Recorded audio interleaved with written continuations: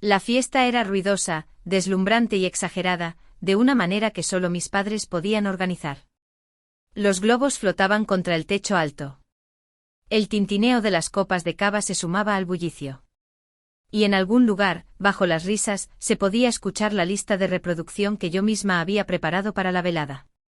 Estaba de pie junto a la mesa de los postres, reponiendo platos vacíos y sonriendo a desconocidos que no tenían ni idea de que yo había pagado la mitad del catering. Pero esta no era mi fiesta. Era para mi hermano pequeño, Daniel. Una celebración por su reciente ascenso en el ejército de tierra y otra oportunidad para que mis padres presumieran del hijo del que podían alardear. Él estaba en el centro de la sala, radiante, absorbiendo la atención como una esponja bajo la lluvia.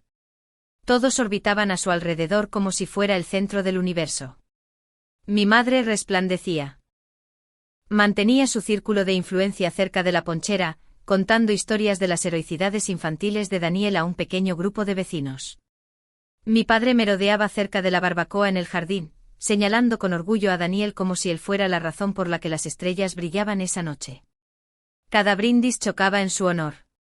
Cada cumplido, de alguna manera, volvía a mencionar lo valiente y decidido que era. Y entonces llegó el momento en que mi padre trajo a un colega de su antiguo trabajo, un infante de marina retirado, creo. Le dio una palmada en la espalda a Daniel y dijo algo sobre liderazgo y agallas, y luego sus ojos se posaron en mí. Mi padre soltó una media risa y me señaló con la mano de forma casual. Esta es Elena, dijo. Trabaja en una base del ejército del aire por ahí. Hace papeleo, creo. Mantiene las cosas organizadas. Eso fue todo. Ni mi rango ni mis años de servicio, ni mención de mis misiones o del entrenamiento que había soportado. Solo papeleo. Sonreí, por supuesto. Es lo que hago. Le di al hombre un educado asentimiento con la cabeza y bebí un sorbo de agua, aunque sentía la boca seca. Daniel me miró. Nuestras miradas se cruzaron por un breve segundo. Lo había oído. Había oído perfectamente lo que nuestro padre dijo. Pero en lugar de decir algo simplemente me dedicó esa sonrisita familiar. La que siempre parecía decir, ya sabes cómo es. No lo hagas raro. Luego se volvió hacia el grupo y aceptó otra ronda de elogios como si nada hubiera pasado. Sentí el calor detrás de mis ojos. No eran lágrimas, solo presión. El tipo de presión que se acumula durante años de ser ignorada en silencio. Miré al suelo por un momento, luego a la enorme tarta que había encargado con su nombre escrito en glaseado azul. Había pasado horas organizando esta noche, reservando el lugar, coordinando con los proveedores, cubriendo costes de última hora cuando la floristería subió el precio, y aún así, era invisible. Nadie me preguntó cómo me iba en el trabajo. Nadie sabía siquiera en qué comunidad autónoma estaba destinada actualmente. Y si lo sabían, probablemente no podrían señalarla en un mapa. Para ellos yo era la hermana, la ayudante, el personaje secundario en el vídeo de los mejores momentos de Daniel. No guardaba rencor a los invitados, solo seguían el guión. Pero dentro de mí, algo cambió. No se rompió, no se enfadó, simplemente se volvió más frío, como si algo en mi interior finalmente hubiera dejado de esperar ser visto. Llevo más de una década de uniforme. He liderado equipos, gestionado misiones clasificadas y me he entrenado con algunos de los instructores más duros del país, pero nada de eso importaba en esta casa. Aquí, yo era la mujer que traía servilletas y se aseguraba de que las salsas para picar no se acabaran. Esa noche me di cuenta de algo. Puedes servir a tu país con todo lo que tienes y aún así volver a casa con gente que solo te ve como la hermana de alguien. Y a veces eso duele más que cualquier cosa que el campo de batalla te haya lanzado. Crecer en nuestra casa fue como vivir en una obra de teatro de dos personajes donde solo uno acaparaba los focos. Daniel era el rebelde, el gracioso, el niño que siempre parecía tener segundas oportunidades. Yo era la que seguía las reglas, la estudiante de sobresalientes, la que se acordaba de apagar el fuego y nunca se escapaba después del toque de queda. Mis padres solían reírse y decir que Daniel tenía chispa, como si eso compensara las ventanas rotas y las llamadas del instituto a altas horas de la noche. A mí me elogiaban por ser responsable, pero siempre sonaba como una disculpa. Elena estará bien. Elena siempre se las arregla. Empecé a darme cuenta muy pronto de que ser la persona fiable significaba recibir menos atención, pero más expectativas. Hubo un momento justo después de que Daniel terminara el bachillerato. Apenas había aprobado, había acumulado un par de multas menores y, de alguna manera, lo convirtió en la noble decisión de alistarse. Mis padres actuaron como si acabara de apuntarse para el desembarco de Normandía. El día que se fue le entregaron las llaves de un todoterreno nuevo, negro brillante con asientos de cuero y Bluetooth por todas partes. Era un regalo de despedida. Incluso ataron un lazo al capó. Recuerdo estar en la entrada de casa, viéndolos posar para las fotos, con las copas de cava en alto, mientras yo sostenía en mi bolsillo mi carta de aceptación en la Academia General del Aire. Sin tarta, sin llaves, sin celebración. Solo un asentimiento de mi padre y un comentario sobre que al menos, no tendrían que preocuparse por mí. 2 años después, llamé a casa porque necesitaba ayuda con la fianza de un piso. Me acababan de destinar al otro lado del país, y había encontrado un apartamento cerca de la base, pero me faltaban unos cientos de euros. Mi madre dudó, dijo que el dinero escaseaba y me recordó que yo era la responsable. Necesitamos guardar algo para Daniel, dijo. Ya sabes cómo es con el presupuesto. No discutí. Conseguí un trabajillo los fines de semana y me las arreglé, porque eso es lo que hago. Ese era el patrón. Los errores de Daniel se trataban como dolores de crecimiento. Mi independencia se confundía con no necesitar apoyo. A uno de nosotros lo rescataban. A la otra le daban una pala y le decían que siguiera cavando. La mayoría de la gente piensa en el ejército del aire e imagina cazas y pilotos. Quizás algo de trabajo administrativo detrás de un escritorio en una base.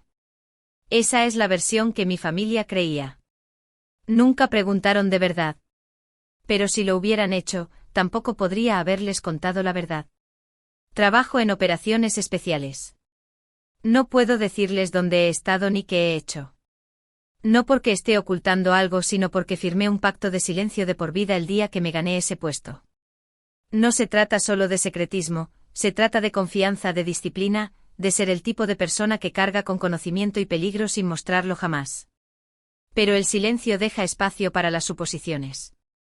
Y en ese vacío mis padres rellenaron su propia versión de quién era yo. Como no publicaba fotos con el equipo ni compartía historias del calor del desierto y zonas de peligro, decidieron que debía estar escondida en algún lugar seguro, haciendo clic en hojas de cálculo. Para ellos, era invisible en más de un sentido. Cada vez que volvía a casa de permiso, sentía que tenía que encogerme un poco más solo para caber en el molde que habían tallado para mí. Mi padre una vez me presentó a un vecino como la que se encarga del papeleo, mientras que Daniel hace el verdadero trabajo de soldado. Mi madre dijo que era bueno que tuviera un trabajo estable. Esa palabra se me quedó grabada. Estable como un archivador. No sabían nada de las noches que pasé saltando de aeronaves o de las heridas que había curado sobre el terreno.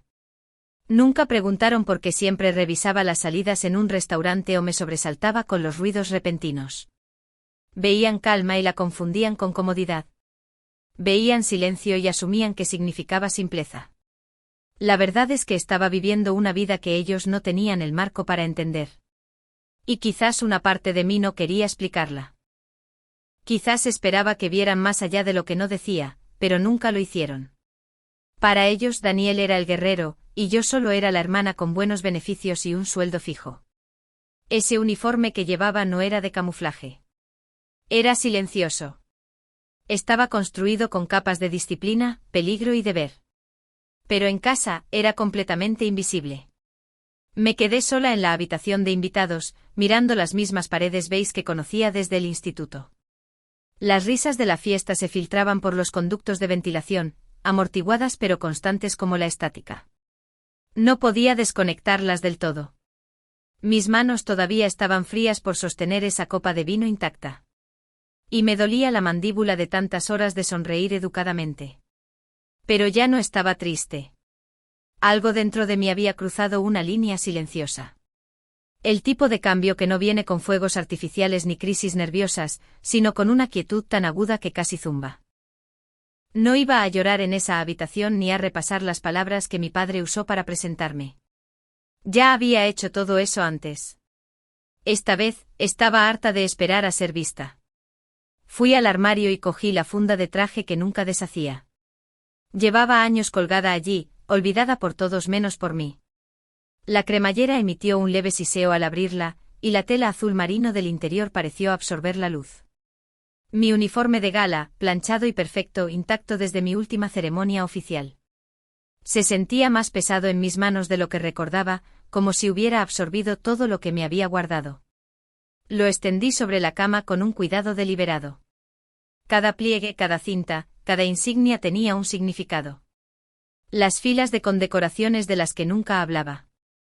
La insignia que la mayoría de la gente no reconocería. Cada una era un recibo, una respuesta silenciosa a años de desprecio. Me moví lentamente, casi ceremonialmente, colocando cada condecoración, como una declaración silenciosa. El parche de mi manga identificaba mi unidad. La mayoría no sabría lo que significaba, pero los que lo supieran lo entenderían al instante. Luego vino el distintivo de guerra especial. Un símbolo ganado a través de años de entrenamiento, sacrificio y misiones que nunca aparecerían en ningún registro público. Ese único emblema me había costado más de lo que nadie en mi familia podría imaginar. También era lo único que nadie podía quitarme. Alisé la tela con la palma de la mano. El uniforme no solo representaba mi servicio, era mi silencio hecho visible. Era la verdad que no se me permitía decir en voz alta, cosida en hilo y metal. Era todo lo que había construido fuera de los muros de esta casa. Y esta noche no iba a defenderlo. Simplemente iba a llevarlo puesto. No habría discursos, ni acusaciones, ni necesidad de drama. El uniforme hablaría por sí solo. Todo lo que tenía que hacer era aparecer, y eso finalmente sería suficiente. Esperé en el pasillo el tiempo justo para escuchar cómo cambiaba el ritmo de la fiesta. Habían llegado más invitados. Las risas aumentaban. La voz de mi padre se oía por encima de la multitud, orgullosa y resonante como siempre. Entonces oí un nuevo tono, medido y firme, diferente al resto. Tenía que ser él. El general Macías, el oficial al mando de Daniel. Respiré hondo y entré en la sala. El efecto fue inmediato. La música no paró, pero podría haberlo hecho. Las conversaciones vacilaron. Las cabezas se giraron. No llevaba nada llamativo, pero el uniforme azul marino intenso con sus cintas, insignias y líneas perfectamente planchadas cortó el ruido como un cuchillo en el agua. La gente me miraba, sin saber muy bien qué estaban viendo. Mi madre me vio primero. Su rostro se descompuso y cruzó la habitación rápidamente con el pánico enmascarado tras una sonrisa de anfitriona. Su voz era baja pero afilada mientras me susurraba que fuera a cambiarme. Siseó que estaba avergonzando a la familia, montando una escena. Detrás de ella, mi padre estaba paralizado, con la cerveza a medio camino de los labios. ¿Y Daniel? Daniel se rió, una risa fuerte y despectiva. Hizo un gesto hacia mí como si llevara un disfraz de carnaval, bromeando con que debía haber buscado en Google cómo visten los soldados. Pero entonces todo cambió. El general Macías se giró a mitad de una frase y me vio. Dejó de hablar. Su expresión cambió en un parpadeo. El interés casual dio paso a un agudo reconocimiento. Observó las insignias, las condecoraciones, mi rango en el cuello. Luego sus ojos se posaron en el distintivo sobre mi corazón. Solo unos pocos en el mundo tienen permitido llevarlo. Se enderezó con los hombros hacia atrás y la barbilla ligeramente levantada. Cada movimiento sutil pero exacto. Cruzó la sala sin decir una palabra a los demás. No miró a mi madre. No hizo caso a mi hermano. Ni siquiera redujo la velocidad. Caminó directamente hacia mí y se detuvo con respeto. Sus ojos fijos en los míos. Entonces su voz sonó tranquila, segura. Disculpe, mi comandante. ¿Es usted la comandante Fuentes? Asentí una vez. Sus ojos bajaron al distintivo de guerra, y luego volvieron a subir. Es un honor conocerla. He oído hablar de usted. El silencio detrás de nosotros se volvió pesado. No incómodo, no confuso. Pesado. Del tipo que dice, el suelo acaba de moverse y nadie sabe dónde pisar. Miré más allá del general por un momento, cruzando la mirada con mi padre, luego con mi madre, y después con Daniel. Sus expresiones ya no eran de enfado. Se estaban desmoronando. No necesité explicar nada. La sala ya lo sabía. La broma que creían haber escrito se les acababa de quemar en las manos, y yo ni siquiera había levantado la voz. No me quedé mucho tiempo después de eso. El general habló un poco más conmigo, me preguntó cuánto tiempo llevaba de vuelta en el país y me ofreció su tarjeta. A nuestro alrededor, la fiesta continuaba, pero había perdido todo su impulso. Parecía que todo el mundo observaba por el rabillo del ojo, fingiendo beber mientras se esforzaban por captar fragmentos de nuestra conversación. No monté una escena. No levanté la voz. Simplemente le agradecí su tiempo, le estreché la mano y me marché. Mi madre intentó seguirme. Me agarró del codo cuando me acercaba a la puerta, su voz aguda, pero baja. ¿En qué estabas pensando? ¿Por qué has hecho esto esta noche? Nos has humillado. Miré su mano en mi manga y luego su cara. Me soltó.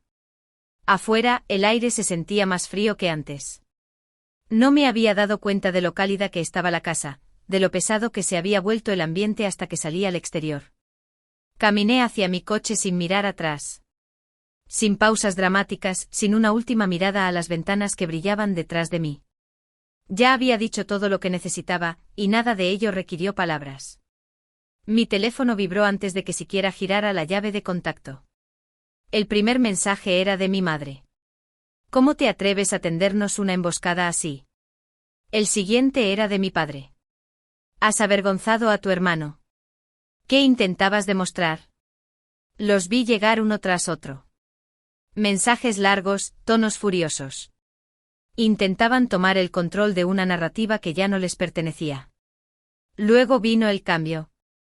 No tardó mucho. En 20 minutos la ira se convirtió en confusión, luego en culpa, y después en el tipo más frágil de arrepentimiento. No lo sabíamos. Deberías habérnoslo dicho. ¿Por qué nunca dijiste nada? Te habríamos apoyado. Estamos orgullosos de ti. Leí cada palabra, pero ninguna me llegó. Era como hojear un libro en un idioma que ya no hablaba. Estaban tratando de reconstruir un puente que habían quemado con décadas de indiferencia. Y estaban usando las mismas tablas rotas. No respondí. No di explicaciones. No les ofrecí consuelo por su incomodidad. En su lugar, abrí mis contactos, busqué el nombre de mi madre y bloqueé el número. Luego hice lo mismo con mi padre y después con Daniel. No se sintió como una venganza. Se sintió como paz. Un límite silencioso e irreversible, trazado no por odio, sino por claridad. Por primera vez en mi vida, ya no estaba al borde de su aprobación, esperando ser invitada a entrar. Me había alejado de la casa. Había cerrado la puerta detrás de mí. Esa noche conduje hasta un pequeño hotel cerca de la base donde tenía programado un seminario de formación al día siguiente. Me senté en la cama con una hamburguesa para llevar, hice zapping en la televisión sin pensar y dejé que el ruido se desvaneciera. Era extraño lo bien que sentaba ser inalcanzable. No de una manera mezquina, sino de una manera limpia, honesta. Algunas personas piensan que la fuerza consiste en la confrontación. Pero para mí fue el silencio. No el silencio al que me habían forzado durante años, sino uno que elegí por mí misma. El tipo de silencio que dice, no te debo nada. Ni siquiera una respuesta. Ha pasado un año desde que salí de esa fiesta. Ahora vivo en un pequeño pueblo costero, en una casa con la pintura desconchada y grandes ventanales que dejan entrar la luz de la mañana. Hay un taller en la parte de atrás donde paso la mayoría de los fines de semana, con las manos hundidas en serrín y barniz, devolviendo la vida a muebles viejos. Encuentro paz en el trabajo. Hay algo reconfortante en lijar capas de abandono, alisar la superficie, ajustar uniones que antes se tambaleaban. Cada pieza que restauro se siente como una conversación que nunca pude tener. Una forma silenciosa de decir, todavía importas. Los vecinos me saludan cuando paso, pero nadie me pregunta a qué me dedicaba. Esa es la parte que más me gusta. Aquí no soy la comandante Fuentes ni la hermana de nadie. Soy Elena, la mujer que arregla sillas rotas y cultiva tomates en el jardín. Por las mañanas temprano, antes de que el sol salga por completo, me siento en el pequeño embarcadero detrás de la casa con una taza de café en la mano. El agua está en calma, el mundo está en silencio. No pienso en quién está orgulloso de mí o quién no. No repaso conversaciones imaginarias ni intento reescribir viejos recuerdos. Simplemente respiro. La curación no llegó de golpe. Llegó en pequeñas y ordinarias dosis. El ritmo de un cepillo de mano sobre la madera de roble. El sonido de la lluvia en un tejado de chapa. La primera vez que dormí toda la noche sin revisar el teléfono. Hay un tipo de fuerza y suavidad que no sabía que tenía permitido desear. Ya no necesito que nadie me aplauda. No anhelo su comprensión. Lo que tengo ahora es mío, y es suficiente. Construí esta vida con mis propias manos. Y por primera vez en mucho tiempo siento que me queda bien. No como una armadura, sino como la piel. Durante mucho tiempo, dejé que otras personas decidieran quién era yo. La callada, la fiable, la hermana en segundo plano, mientras otro se llevaba la versión de cuento de hadas del orgullo y los aplausos. Pero nunca fui solo su hermana. Nunca fui solo algo. He llevado vidas a mis espaldas, he tomado decisiones en segundos que la mayoría de la gente no enfrentaría en toda una vida, y lo he hecho todo sin necesitar un público. Mi fuerza no vino de medallas o títulos, aunque también los gané. Vino de sobrevivir al silencio, de elegir la paz sobre la actuación y de conocer mi valor incluso cuando nadie más lo hacía. No necesitaba que me vieran para saber que era real. Si alguna vez te han pasado por alto, si alguna vez te han tratado como una nota a pie de página en la historia de otra persona, quiero que sepas que no estás solo. Si has tenido que ganarte tu propio respeto en privado mientras el mundo le daba el crédito a alguien más ruidoso, te veo. Tu historia importa tanto como la de ellos. Deja un comentario abajo que diga, te veo. Por cada persona que todavía está esperando ser reconocida. Por cada luchador silencioso que construye algo por lo que nadie aplaude. Por cada alma fuerte que eligió marcharse en lugar de encogerse para encajar en la versión de amor de otra persona. No eres invisible. No eres menos. No eres solo nada. Eres todo por lo que luchaste para convertirte. Y eso es más que suficiente.